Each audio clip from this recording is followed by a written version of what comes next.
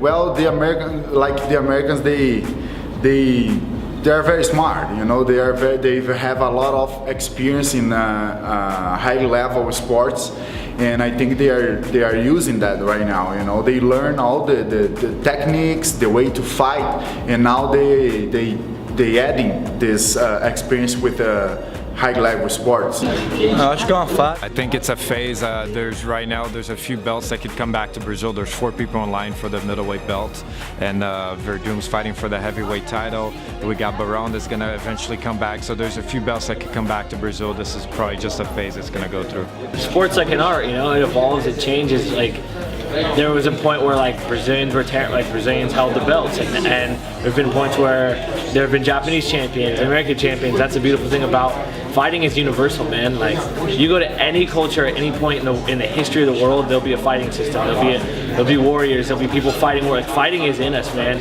And right now, America's doing it the best, in my opinion. You know, and I think the belt situation reflects that.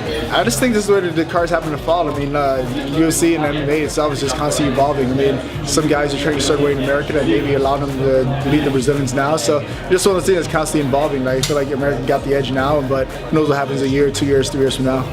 It's not necessarily America is better or Brazil is better in training. It's just, I think the facilities in America is better.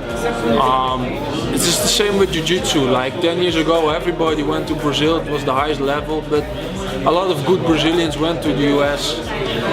So I think that's why.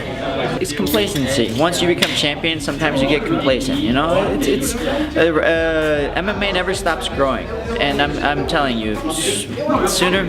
I'm thinking heavyweight, next heavyweight champion, Fabricio Verdum, Brazilian guy. You know, people think, oh, all the champions are American. If you remember Pat Miletich camp, they had like 3 champions at one point, and they pretty much dominated every weight class. And then now look, I think a year later they were all gone. So it always changes. MMA is always changing. You know, the landscape's always changing. I really think we are learning a lot from that, you know, and we are getting better and looking for something like more to make us more prepared for the fights. And I think the Brazilians will get the belt again, you know.